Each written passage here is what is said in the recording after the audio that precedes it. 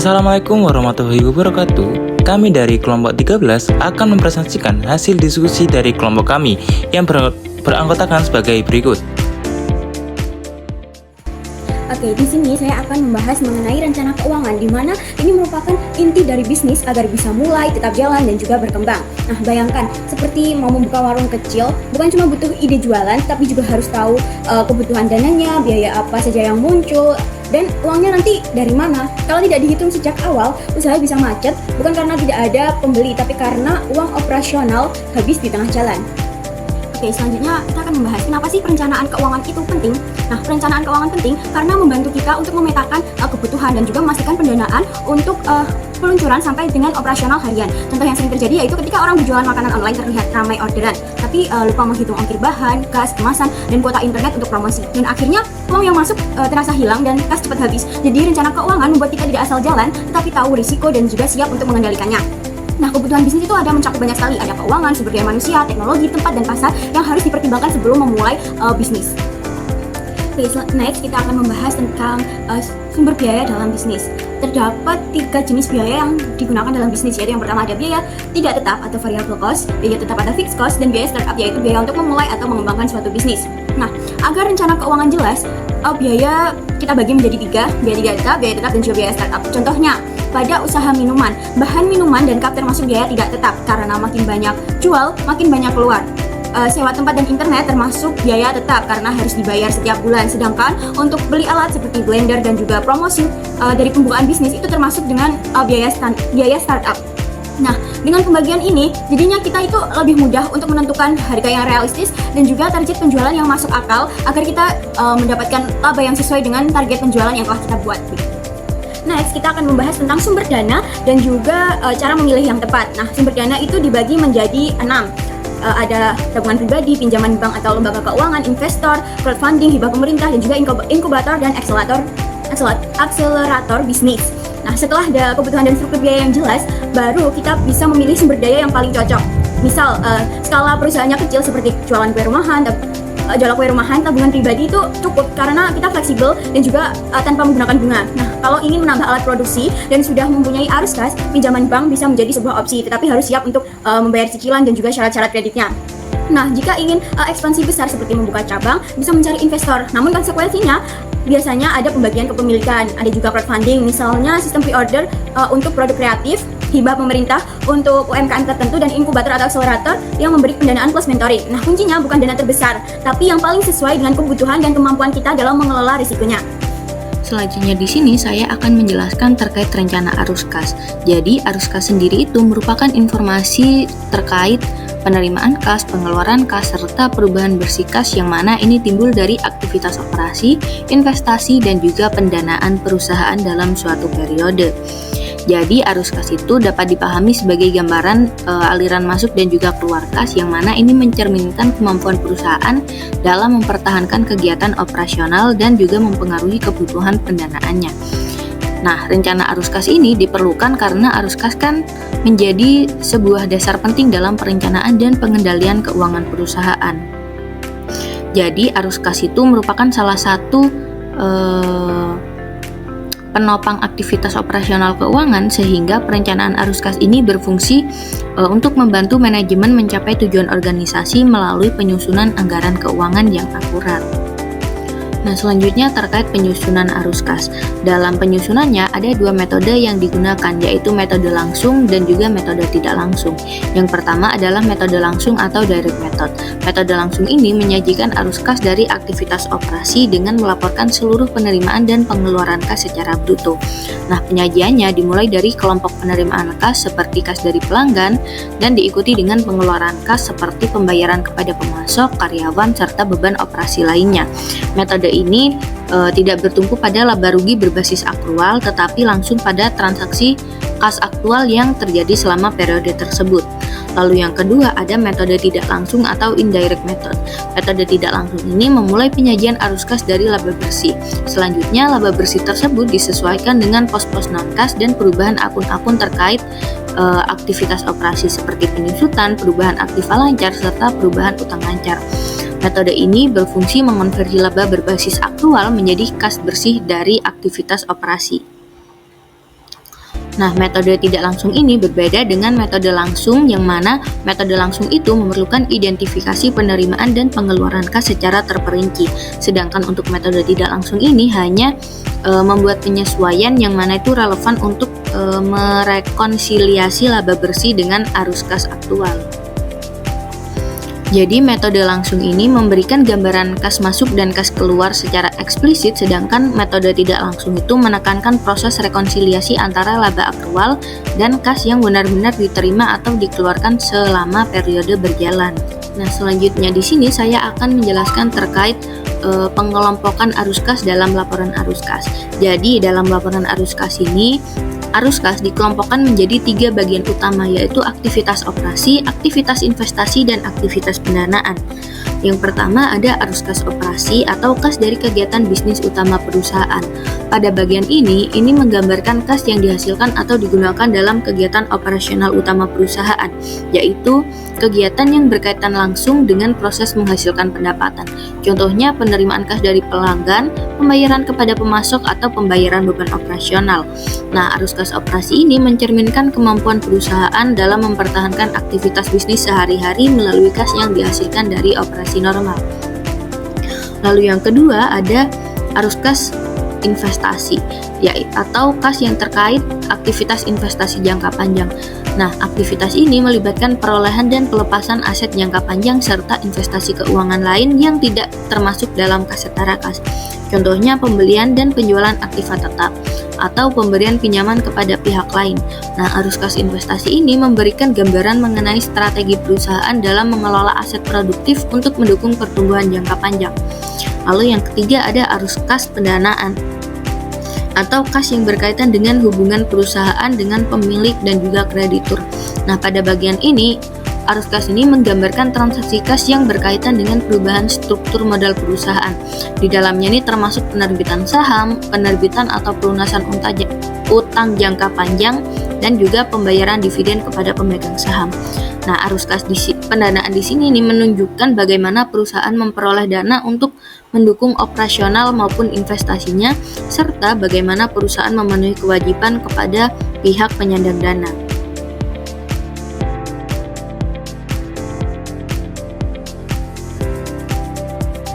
Baik, kita masuk ke bab menghitung harga pokok produksi. Nah, sebelum kita menganalisis terkait komponen-komponen dari harga pokok produksi, perlu kita ketahui apa itu sih harga pokok produksi.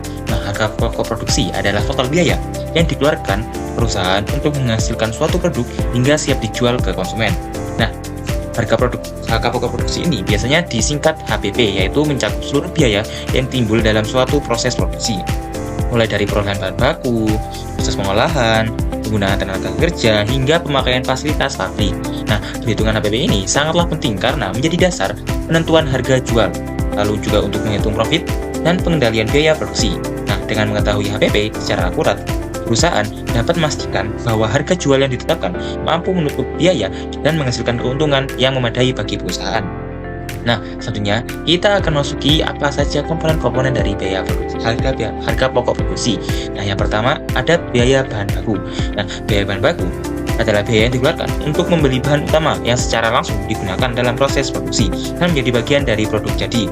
Nah, ini biasanya menjadi bagian fisik dari produk jadi perusahaan. Nah, contohnya itu seperti kayu dalam industri mebel, tepung pada industri roti, atau logam dalam industri otomotif. Nah, biaya bahan baku tidak hanya mencakup harga beli bahan, tetapi juga biaya tambahan yang berkaitan dengan perolehan barang tersebut. Misalnya, biaya pengiriman, biaya penyimpanan awal, biaya bongkar muat, hingga biaya pemeriksaan kualitas. Nah, semua biaya ini digolongkan sebagai biaya bahan baku karena diperlukan karena harga biaya ini diperlukan agar bahan siap diproses menjadi sebuah produk. Nah, selanjutnya adalah biaya tenaga kerja langsung. Nah, komponen ini adalah biaya yang dikeluarkan oleh perusahaan untuk membayarkan upah kepada pekerja yang secara langsung terlibat dalam proses produksi dan dapat ditelusuri ke produk tertentu. Nah, biasanya mereka adalah para pekerja yang aktivitasnya itu dapat ditelusuri ke produk tertentu seperti operator mesin, penjahit, perakit barang, atau teknisi produksi. Nah, biaya tenaga kerja langsung tidak hanya mencakup gaji pokok, tetapi juga berbagai komponen lain seperti uang lembur, tunjangan shift, atau intensif harga yang diperlukan pada proses produksi dan tunjangan keselamatan kerja. Nah, selama komponen tersebut berhubungan langsung dengan proses produksi. Nah, tenaga kerja langsung merupakan faktor yang sangat penting karena kualitas hasil produksi sangat dipengaruhi oleh keterampilan pekerja. Nah, jika produktivitas tenaga kerja tinggi, maka perusahaan dapat menghasilkan lebih banyak barang dengan biaya yang lebih efisien. Oleh karena itu, biaya tenaga kerja langsung tidak hanya dianggap sebagai beban, tetapi juga sebagai investasi untuk meningkatkan kualitas dan kapasitas produksi. Selanjutnya adalah komponen biaya overhead. Nah, biaya overhead selain bahan baku dan tenaga kerja langsung seperti listrik. Maksudnya biaya overhead ini adalah biaya produksi selain bahan baku dan tenaga kerja langsung seperti listrik, pabrik, depresiasi mesin, perawatan, dan bahan penolong yang tidak dapat ditelusuri langsung ke produk tertentu. Nah, beberapa contoh biaya overhead lain yang dapat ditelusuri itu biasanya tidak berhubungan langsung dengan produksi, seperti halnya biaya penyusutan peralatan kecil serta lebih gampangnya tuh produk yang tidak terlihat kayak lem pada beberapa produk yang mana lem tidak dapat ditelusuri secara langsung oleh konsumen. Nah, overhead pabrik biasanya tuh diakumulasikan secara keseluruhan dan kemudian dialokasikan ke produk berdasarkan dasar tertentu, seperti halnya pemakaian listrik dapat dinilai secara keseluruhan kayak per bulan berapa atau juga dapat per tahun. Nah, pengalokasian ini penting agar setiap produk dapat menanggung biaya overhead secara proporsional dan HPP dapat dihitung secara akurat. Nah, pengelolaan biaya overhead yang efektif, misalnya dengan penghematan energi atau perawatan mesin yang jadwal, dapat membantu perusahaan menekan total biaya produksi tanpa mengurangi kualitas produksi. Untuk membantu teman-teman memahami apa lebih lanjut terkait menghitung harga pokok produksi, kita belajar di contoh soal sebagai berikut. Benny merupakan seorang wirausaha bla bla bla dan seterusnya. Teman-teman dapat baca sendiri. Nah, di sini soal udah membantu kita untuk menyeleksi biaya bahan baku, biaya tenaga kerja langsung, dan biaya overhead. Nah, sebenarnya biaya bahan baku dapat terdiri dari beberapa bahan baku, misalnya tepung, terus terigu dan lain-lain. Lalu biaya tenaga kerja juga bisa, overhead juga bisa tidak di listrik, penyusutan dan lain-lain. Nah, ini udah di total dan seluruh biaya ini itu dapat memproduksi sebesar 100 unit botol. Nah, bagaimana sih cara menghitung HPP dari 100 botol tersebut? Maka kita harus menjumlahkan seluruh komponen yang terdapat dari biaya bahan baku, biaya tenaga kerja langsung, dan biaya overhead. Nah, seluruh total penjumlahan dari seluruh komponen tersebut kita bagi dengan total yang dihasilkan dari total unit yang dihasilkan dari komponen tersebut, yaitu 100 unit. Nah, hasilnya adalah 17.900. Nah, di mana harga pokok produksi dari pengolahan limbah kulit durian yang dialokasikan menjadi pembersihan dan sepatu adalah sebesar 17.900 per unit. Baik, kita masuk ke contoh soal. Jika kita menjual kembali produk dari produsen atau dari kasus sebelumnya.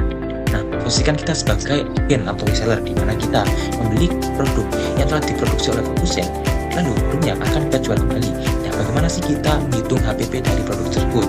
Nah, sebelumnya kita perlu menerapkan prinsip menghitung HPP pada slide sebelumnya, di mana kita harus mengetahui biaya bahan bakunya berapa, biaya tenaga kerja langsungnya berapa, serta biaya overheadnya itu berapa. Nah, berbeda dengan komponen HPP dari produsen, kita sebagai agen itu juga memiliki komponen yang tersendiri, di mana biaya bahan baku kita sebagai agen adalah harga beli produk tersebut. Nah, lalu biaya tenaga kerja langsungnya adalah gaji yang kita keluarkan untuk menjual kembali. Misalnya kita membeli sebuah sepatu, kita taruh di toko kita. Nah, pastinya toko kita mempunyai pegawai tersebut. Nah, pegawai tersebut adalah biaya tenaga kerja langsung. Nah, itu bisa disebut sebagai gaji bulanan atau tergantung kesepakatan antara karyawan dan kita sebagai agen atau reseller. Lalu ada juga biaya overhead. Nah, biaya overhead ini biasanya biaya yang kita keluarkan untuk menambah nilai jual dari produk yang kita beli dari produsen. Misalnya biaya kemasan. Nah, kita menambahkan kemasan untuk barang yang kita beli dari produsen. Agar apa? Agar nilai dari barang yang kita beli dari produsen itu dapat meningkat. Seperti itu. Oke, masuk ke contoh soalnya, dimana di sini sudah ditambahkan. Nah, tadi kan Benny sebagai produsen itu sudah menentukan harga pokok produksinya yaitu sebesar 17.900. Nah, ternyata Benny menjualnya dengan harga 23.000. Nah, lalu Jojo sebagai reseller itu membeli 23.000 dari Benny sebagai produsen. Nah, Jojo sebagai reseller akan menjual kembali produk tersebut dengan menambah kemasan sebesar 2.000 per unitnya dan ongkos kirim dari produsen Benny ke Jojo sebesar 20.000. Maka kita dapat menghitung jika kita membelinya 50 unit. Nah, biaya bakunya adalah 50.000 dikali harga produk yang kita beli yaitu 23.000 sebesar 1.150.000. Nah, tenaga kerjanya. Lalu tenaga kerja tidak perlu diisi karena di soal tidak dicantumkan biaya bulanannya. Lalu yang ketiga adalah biaya overhead, di mana biaya overheadnya adalah biaya ongkos kirim tersebut sebesar 20.000 dan biaya kemasannya adalah 2.000 per unit. Maka kita harus menghitung jumlah unit yang kita beli dan dikali kemasan per unitnya lalu ditambah dengan ongkos kirimnya. Nah, tercatat sebesar 120.000. Nah, dijumlah biaya produksi 50 botol sebesar 270.000. Maaf. Nah, sama seperti harga pokok sebelumnya, kita harus mencari harga pokok produksi setelah kita beli dari produsen, yakni 101.270.000 dibagi 50 unit. Hasilnya adalah 25.400. Baik, selanjutnya di sini ada prediksi BEP. Jadi sebelumnya menurut Syarifuddin Alwi tahun 1990, break-even point atau BEP ini merupakan suatu keadaan perusahaan di mana dengan keadaan tersebut perusahaan tidak mengalami kerugian, namun perusahaan juga tidak mendapatkan laba, sehingga terjadi keseimbangan atau impas. Nah, jadi BEP itu bisa disebut dengan titik impas, yang dimana merupakan kondisi ketika jumlah pendapatan perusahaan itu sama dengan total biayanya, sehingga perusahaan berada pada posisi tidak memperoleh keuntungan namun juga tidak mengalami kerugian. Nah, BEP ini juga menjadi salah satu alat analisis yang penting dalam perencanaan keuangan dan pengambilan keputusan bisnis. Karena dengan mengetahui BEP, manajemen dapat menentukan minimal penjualan yang harus dicapai agar perusahaan itu juga tidak mengalami kerugian. Nah, BEP juga menjadi dasar untuk menentukan strategi harga, evaluasi biaya, dan target penjualan yang realistis. Sebelum menghitung BEP, perusahaan perlu terlebih dahulu mengidentifikasi struktur biaya, yaitu dengan memisahkan biaya tetap dan biaya variabel. Nah, di sini biaya tetap itu merupakan biaya yang jumlahnya tidak berubah, meskipun volume produksi itu berubah, seperti contohnya sewa gedung, gaji karyawan tetap, biaya pemeliharaan, dan juga penyusutan aset. Sementara itu, untuk biaya variabel merupakan biaya yang berubah mengikuti jumlah produksi. Misalnya bahan baku, upah tenaga kerja langsung, dan juga biaya pengemasan. Jadi pemisahan dua jenis biaya ini itu sangat penting karena menjadi dasar utama dalam perhitungan BEP. Nah, selanjutnya di sini ada dua jenis BEP. Yang pertama itu ada BEP dasar unit dan yang kedua itu ada BEP dasar penjualan. Nah, yang pertama kita bedah dulu mulai dari BEP dasar unit. Nah, BEP dasar unit ini bisa digunakan untuk mengetahui jumlah unit produk yang harus dijual agar perusahaan itu bisa mencapai titik impasnya. Nah, berikut rumus BEP unit. Ya, BEP sama dengan fixed cost dibagi dengan price dan juga dikurangi dengan variable cost. Nah, jadi dalam rumus ini selisih antara harga jual per unit dengan biaya variabel per unit itu disebut dengan margin kontribusi atau contribution margin, yang dimana margin kontribusi itu menunjukkan berapa besar kontribusi setiap unit terjual untuk menutupi biaya tetap. Jadi semakin besar margin kontribusi, maka semakin dikit juga unit yang harus dijual buat mencapai BEP. Meskipun juga itu dengan sebaliknya. Nah, contohnya, jika harga jual per unit adalah 28.000 dan biaya variabel per unit adalah 25.400, maka margin kontribusinya adalah 2.600 per unit. Nah, jika total biaya tetapnya adalah 26 juta, maka BEP unit akan dihitung dengan cara BEP dikurangi dengan fixed cost-nya, yaitu 26 juta, terus dibagi dengan price dikurangi dengan variable cost-nya, ketemu dengan 2.600, sehingga hasil dari BEP-nya 10.000 per unit. Yang dimana artinya perusahaan harus menjual minimal 10.000 unit produk agar mencapai titik impas. Jadi penjualan di bawah angka tersebut itu akan menyebabkan kerugian, dan penjualan di atas 10.000 per unit itu akan menghasilkan keuntungan. Untuk selanjutnya kita membahas tentang BEP dasar penjualan. Jadi BEP dasar penjualan itu selain dihitung berdasarkan jumlah unitnya, BEP juga dapat dihitung berdasarkan nilai penjualan dalam rupiah. Nah, rumus ini digunakan untuk mengetahui seberapa besar pendapatan penjualan yang harus dicapai agar perusahaan berada pada kondisi impasnya.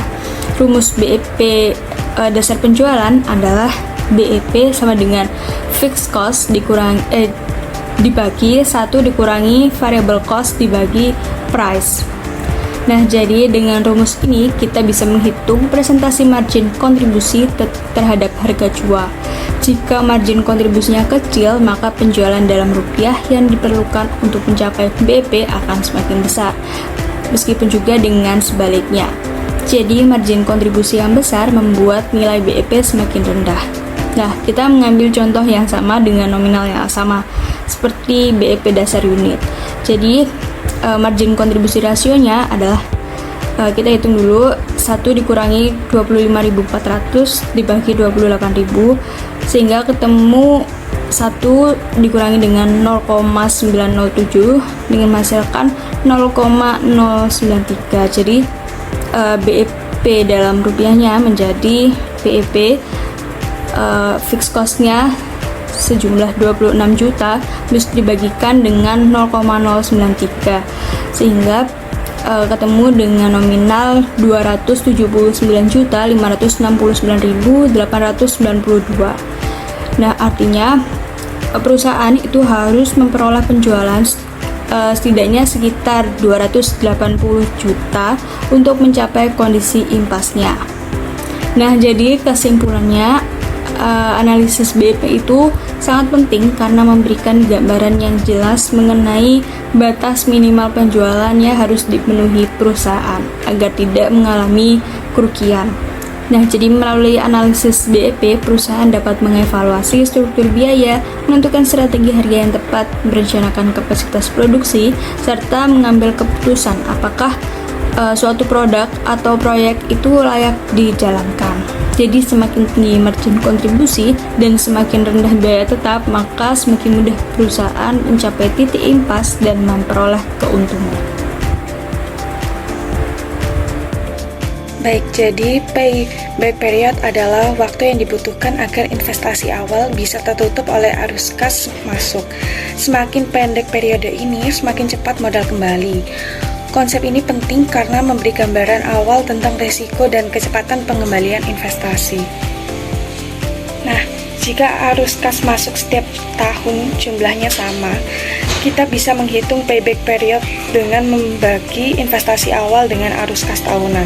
Namun, jika arus kas berbeda tiap tahun, kita harus menghitung kumulatif sampai total arus kas menutup investasi awal. Kita menggunakan proyeksi arus kas masa depan untuk memperkirakan kapan modal kembali. Misalnya, investasi 100 juta dengan arus kas 25 juta per tahun akan kembali dalam 4 tahun. Nah, prediksi ini tuh membantu manajemen mengambil keputusan investasi lebih cepat. Metode ini punya kelebihan, mudah dipahami, cepat dihitung, dan cocok untuk analisis awal. Namun ada keterbatasan jika tidak memperhitungkan nilai waktu uang dan tidak menilai keuntungan setelah modal kembali. Jadi hasilnya harus dilengkapi dengan metode lain seperti NPV atau IRR. Baik, di sini saya akan menjelaskan menjelaskan terkait rencana laporan keuangan pada wirausaha. Di sini saya akan membahas terkait dua laporan keuangan, yakni neraca dan juga laporan laba rugi. Baik, yang pertama saya akan membahas neraca terlebih dahulu. Dalam dunia wirausaha, neraca berperan sangat penting karena neraca memberikan gambaran terkait posisi keuangan usaha pada periode tertentu.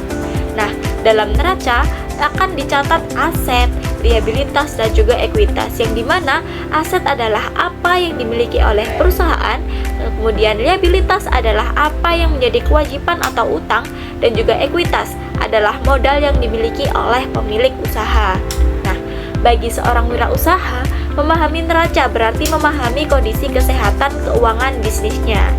Dari neraca, kita juga bisa mengetahui apakah usaha memiliki cukup aset untuk menjalankan operasionalnya, apakah utangnya masih dalam batas wajar, dan juga bagaimana nilai modal berkembang dari waktu ke waktu. Nah, dari informasi penting tersebut, neraca dapat digunakan untuk mengambil keputusan penting seperti menambah investasi, mencari pendanaan, atau menentukan strategi bisnis berikutnya. Dalam neraca terdapat dua bentuk umum, yakni yang pertama bentuk neraca kontrol, yakni neraca yang menampilkan tampilan menyamping dengan memisahkan aset di satu sisi dan liabilitas serta ekuitas di sisi yang lainnya. Yang kedua yakni neraca bentuk stafel, yakni neraca yang disajikan secara memanjang ke bawah sehingga lebih mudah dibaca dan berurutan. Kedua bentuk ini memiliki fungsi yang sama, hanya beda pada tampilan penyajiannya. Laporan keuangan yang kedua yakni laporan laba rugi. Laporan ini sangat penting bagi wirausaha karena menunjukkan apakah usaha kita menghasilkan laba atau justru menghasilkan rugi. Laporan laba rugi memuat informasi mengenai penjualan, harga pokok produksi, beban usaha, pendapatan lainnya, dan juga beban-beban lainnya. Nah, dalam beban usaha biasanya dibagi menjadi dua, yakni beban penjualan dan juga beban administrasi. Nah, dari laporan laba rugi ini, wirausaha dapat menilai apakah strategi penjualannya sudah efektif, apakah biaya operasionalnya sudah efisien, dan juga bagaimana kinerja usaha secara keseluruhan. Nah, tujuan penyusunan laporan laba rugi bagi wirausaha secara umum yakni pertama, untuk mengetahui kewajiban pajak yang harus dibayar dari laba yang diperoleh. Kedua, mengevaluasi efektivitas dan efisiensi operasional berdasarkan nilai penjualan dan beban. Yang ketiga, mengukur performa usaha. Apakah usaha sudah berjalan dengan sehat? Apakah usaha menghasilkan untung? Atau justru usaha perlu perbaikan strategi? Nah, dengan memahami kedua laporan keuangan ini, seorang wirausaha dapat mengelola bisnisnya secara lebih terarah, membuat keputusan yang lebih tepat, dan memastikan usaha dapat berkembang secara berkelanjutan.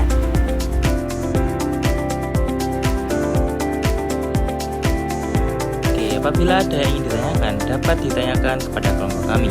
Sekian presentasi dari kami. Wassalamualaikum warahmatullahi wabarakatuh.